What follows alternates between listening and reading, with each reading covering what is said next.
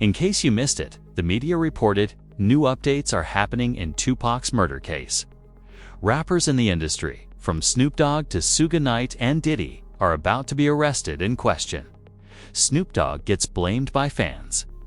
For the first time, we're hearing that Snoop was meant to be in the BMW with Tupac and Suge Knight, which leads the feds to seriously question Snoop's involvement in Tupac's killing when fresh evidence was recently discovered.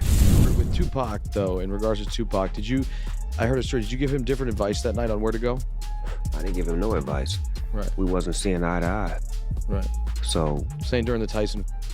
Yeah, this incident that I'm explaining to you right now was the day before that. Okay. So when they got to Vegas, they went their way, I went back. I mean, when we got to LA, they went to Vegas and I went home. That's why I wasn't in the car with them. Snoop Dogg says he was meant to be in the car with Tupac, but he didn't go due to last-minute alterations. This was probably because Snoop, Tupac, and Suge had a fight 24 hours earlier. This time me and Tupac was on the same page, and I did an interview with Angie Martinez, and she asked me how did I feel about Puffy and Biggie, and I told her that I like their music and I want to do music with them.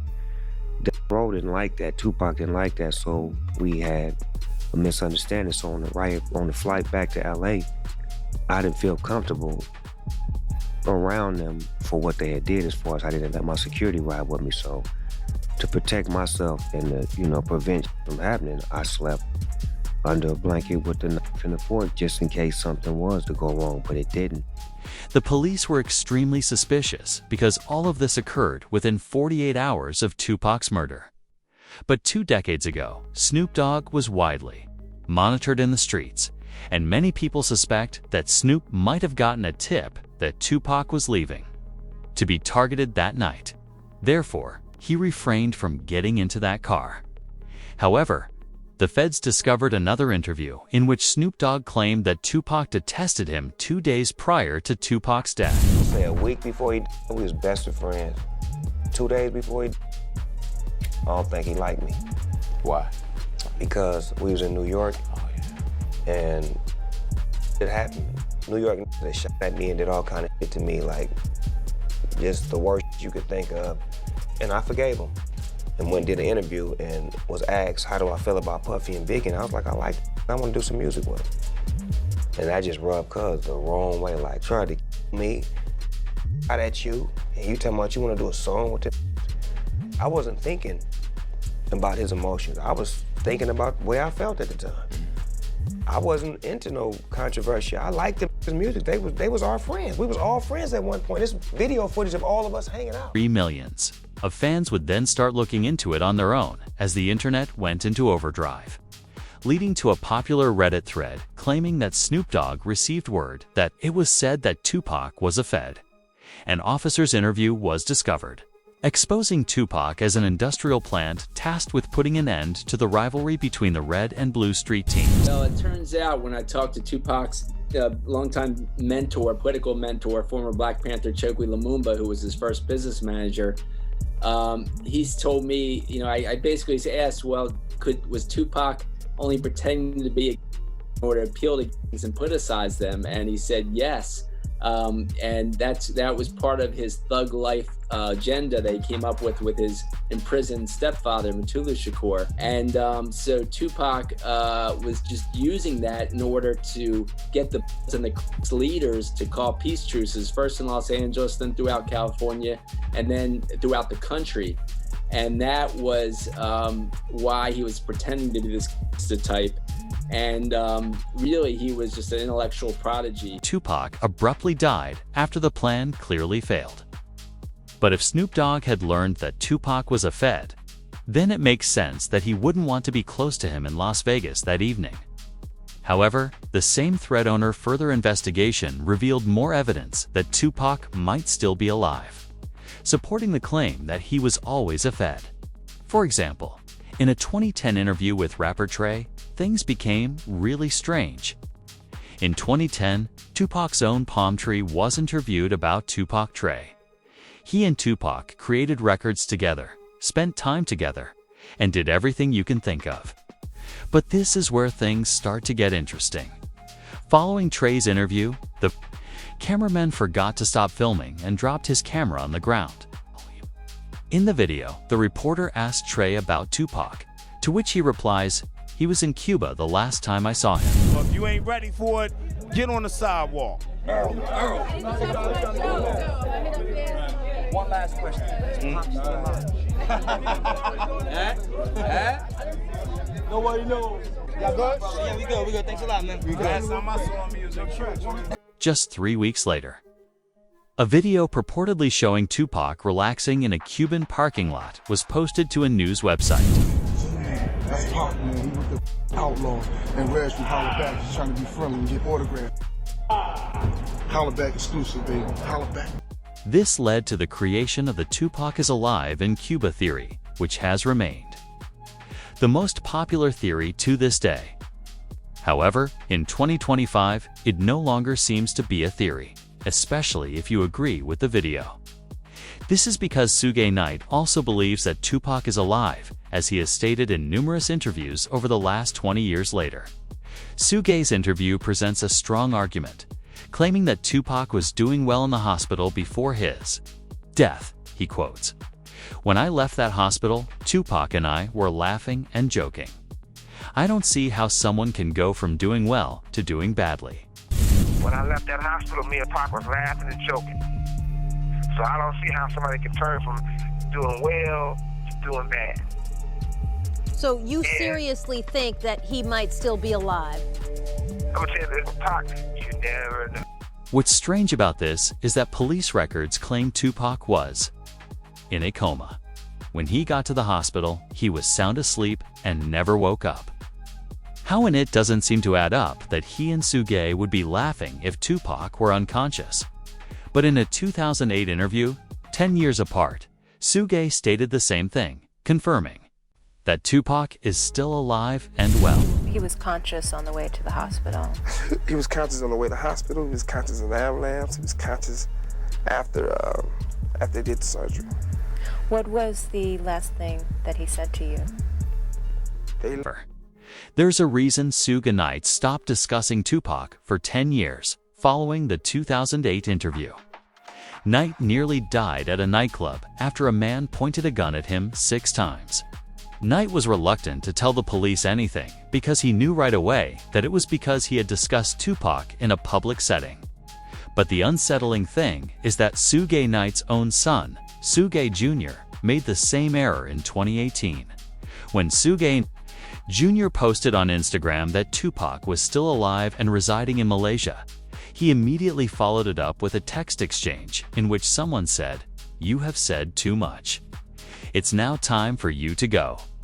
Suge Jr. would then start sharing images of Tupac with contemporary stars like 50 Cent and Beyonce, giving the impression that someone was pursuing him for disclosing all of this information. As seen by the caption he added to the picture of Tupac and Beyonce. "He never left us, but they'll be after me soon." While some think it was a publicity gimmick to help Suge Jr. acquire influence on social media, others think it was real and that, given his father's correctness, Suge Jr. would know more about the issue than anybody else. When you read the police files on Tupac's murder, you'll notice that not only were they present at the crime scene, but his father was Suge Knight. The story starts on September 7, 1996, when Tupac was in Las Vegas with Suge Knight, the head of his record label, to watch a Mike Tyson match at the MGM Grand. After the event, they noticed an opportunity in the hotel lobby. And their entourage went to the Mike Tyson, the MGM Grand. Keefe D and his nephew, Orlando Lane Anderson, and 2 of their friends were also there. Keefe D told LAPD Detective Greg Kading more than a decade ago, in a proffer that couldn't be used against him, the shooting was retaliation after Tupac jumped Orlando and came up at the casino. Surveillance cameras recorded the fight. Tupac was angry that Lane had stolen his necklace years prior in Compton. Tupac, Suge Knight, and the entourage left the casino quickly. When driving down the Las Vegas Strip at around 11 p.m. Things would happen right in the middle of the street after security broke up the fight between Suge, Tupac, and the ops. forcing Tupac and Suge to return to their hotel to change their clothes before going to a club to party the night away. About Tupac's concert at the Club 662. Members, including Orlando and Keefe D, jumped in their white Cadillac and started cruising the strip looking for the offender. Before long, they finally spotted Tupac's caravan. At the intersection of East Flamingo Boulevard and Koval Lane, the white Cadillac pulled alongside the black BMW with Suge on the driver and Tupac on the passenger seats. The back window of the Cadillac rolled twice in the chest, once in the arm, once in the thigh. The police would reopen the Tupac murder case in 2025, after the incident's aftermath had been a mystery for more than 20 years. What they discovered was extremely unsettling, starting with an interview by a man named Kai Dion DJ. Vlad's show, in which he literally describes the moments of discovering Tupac in pulling up. Pull up was a driver, and Baby Lane and Freaky were in the back seat. We was just all in the car together. Just say that. This was the white Cadillac. Yeah. So you guys are driving around, and then you hear these girls say, Tupac, Tupac. Got to the light. He was gonna go drink, and he happened to be hanging out the window. He was hanging out the window like he was in a parade. Tupac? Yeah, he was. So what happens next? You said that as you're driving up towards the BMW, with Suge driving and Tupac in the passenger seat. As Kai D would go on to say, Tupac was the first to be targeted because he knew precisely what was going to happen because he was reaching for his gun when he was stopped at the red light. You said that as you're driving up towards the BMW, with Suge driving and Tupac in the passenger seat, and you said that Tupac pulled out a... It looked like he was reaching, yeah. Yeah, it did. Okay. Yeah. Did you actually... No, once he got the reaching, I got the ducking. So someone from your car started at Tupac and Suge. Rattled, because, regrettably, Tupac sensed something was going to happen but wasn't quick enough. Later on the night of the crime, Kai D would give the police an unprecedented interview, proving that he was there. You say Suge looks over, he sees you? He looks right at you? Yeah, he looks at me. Okay. When he looks over at you, and then, Tupac's busy getting evidently, the story is Tupac's trying to either get out of the back seat or something. Yeah, what do you see happening inside of their car? I seen him going Suge head. I thought he was. So Orlando across Dre? He leaned over on the window, we rolled down the window. FED's response to Tupac's death, which reveals his genuine feelings, was also discovered by the police. Throughout their investigation, I hate that happened, dog. I really do, man. Cause it took a lot of people's lives, dude. Hate that happen. Probably to God. I feel they should, that was wrong, man. It was just wrong, purely wrong. You know what I'm saying? I wish it had never happened. You know what I'm saying? That's my opinion. It never happened, dude. New evidence was discovered during the 2025 re-examination of the Diddy trial, one of the largest rap trials in history. In case you missed it, the press said, Diddy faces questions about his alleged role in Tupac's murder after being mentioned 77 times in a new legal filing. The filing states, a former LAPD cop claims Diddy had Tupac dealt with for $1 million. Suge retaliated by having Biggie dealt with. When the police arrested Keffe D, he did an interrogation. And what was said was then shared in the Diddy trial for the first time. This is the same information that went viral during the Diddy trial. All four of those occasions are San Diego, Anaheim, Irvine, and Vegas. Which ones do you actually talk to Puffy at? Every one. Every one of them. Which of those four is it when you talk to him about murdering Tupac? It was really about both of them, either one. It was Tupac and Suge, you mean? Yeah. This would be followed by instances like this awkward Breakfast Club incident, where people challenged Diddy for being the cause. It was this documentary that claimed, which we know wasn't true. Yeah, check this out. We don't talk about things that are nonsense. We don't even entertain nonsense, my brother. So we're not even going to go there with all due respect, but I appreciate you as a journalist asking. Thank you. Because listen, 7 years ago, I'd have been like, yo, did you hire somebody? But no, you do it like a journalist. Yeah. No, I mean, we wouldn't even get into nonsense like that. You know what I'm saying? It's nonsense. Which we never believed, by the way. Yeah, thank you. This would quickly make press headlines, and 50 Cent responded by saying that he doesn't like Diddy since he took Tupac away. When they leave me to talk, because I always say the wrong thing. I always say the wrong thing. Last time they left me, I said something about Puffy. You saw that? You saw that clip? Yeah! I gotta stop doing that kind of shit.